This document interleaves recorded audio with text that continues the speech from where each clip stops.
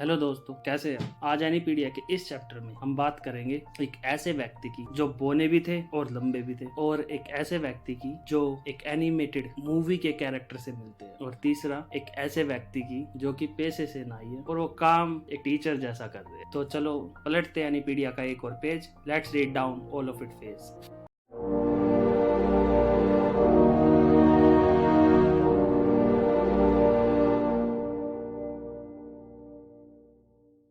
Adam rain ये एक ऐसा नाम है जो हिस्ट्री में दर्ज है। ये एक ड्वार्फ भी थे और एक ये जाइंट भी थे। एडम रेनर का जन्म ऑस्ट्रेलिया के ग्राज में हुआ था सन 1899 में।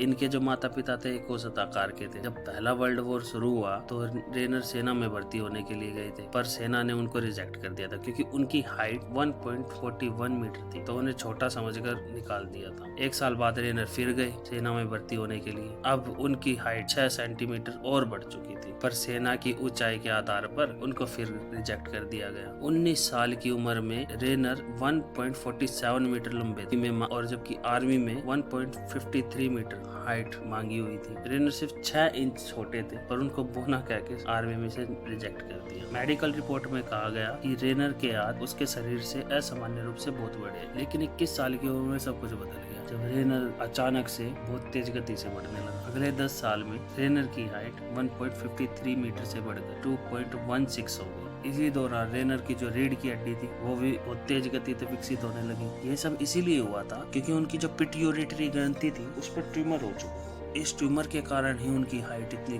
तेज गति से बढ़ रही थी। ट्यूमर के कारण उनके शरीर में हार्मोन्स का उत्पादन बहुत तेज गति से हो रहा था, और यही कारण था कि उनके हाथ भी बड़े हो रहे थे और उनका जो माथा था, जबड़ा था और होठ, ये सब बड़े हो रहे थे। रेनर की मृत्यु 51 साल की उम्र में हो गई थी। न्यूज़पेपर वालों ने उनकी हाइट अलग अलग तरह से बताई गई थी।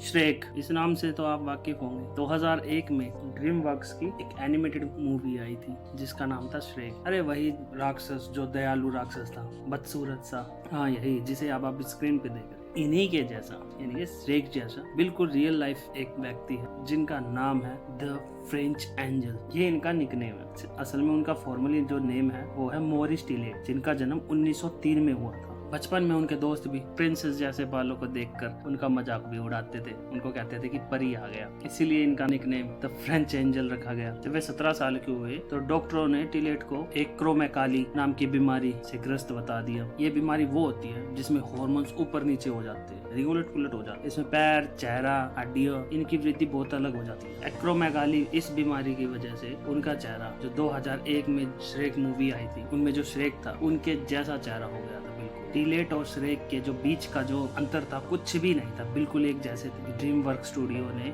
जिन्होंने फिल्म रिलीज की थी कभी ये नहीं बताया कि इनको प्रेरणा मॉरिस टिलेट यानी कि द फ्रेंच एंजल से मिली थी। और ये एक प्रोफेशनल रेसलर भी थे।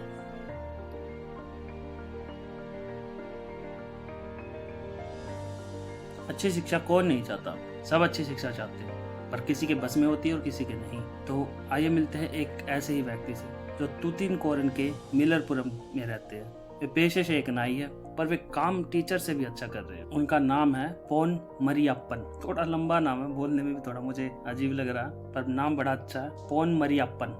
ये युवाओं में पढ़ने की आदत पैदा करते हैं। अब आप सोच रहे होगी कि एक नाई युवाओं में पढ़ने की आदत कैसे पैदा कर सकता है। पोन मरियप्पन ने स्कूल छोड़ने के बाद बार्बर शॉप खोल दी। अब उसमें उन्होंने क्या किया कि उन्होंने बुक्स रख ली। उसमें उन्होंने क्या किया कि अपने सैलून में एक लाइब्रेरी बना ली। उस लाइब्रेरी में 800 तक पुस्तकें रख ली और उन पुस्तकों को पढ़ने पर 30% की छूट देने लगे। जो भी किताब पढ़ते उनको 30% की छूट मिलती। 38 साल के पोन मरियप्पन गरीब होने के कारण 8वीं तक ही पढ़ पाए थे, पर उनकी पढ़ने की प्यास, ज्ञान अर्जित करने की प्यास इतनी थी कि उन्होंने अपनी दुकान में एक ऑडियो सिस्टम रख लिया और उसमें वे सूगी शिवम, नल्लई कन्नन, तमिला रुवी मनियन और भारती भास्कर जैसे प्रसिद्ध तमिल वक्ताओं के भाषण को बजाने लगे। उन्होंने किताबें पढ़ने की पहले आदत पैदा की और फिर पुथागामे धुनाई मतलब पुस्तक एक अच्छे साथी को पढ़ने के बाद ही उन्हें किताब इकट्ठा करने और उन्हें अपनी दुकान में प्रदर्शित करने का विचार आया। पोन मरियप्पन जी ने दिमाग से खेला। उन्होंने पहले अपने कस्टमर को पढ़ने की आदत पैदा की। दुकान पर कोई भी युवा कस्टमर आते तो उनको एक किताब दे देते और फिर उनको पढ़ने के लिए कहते।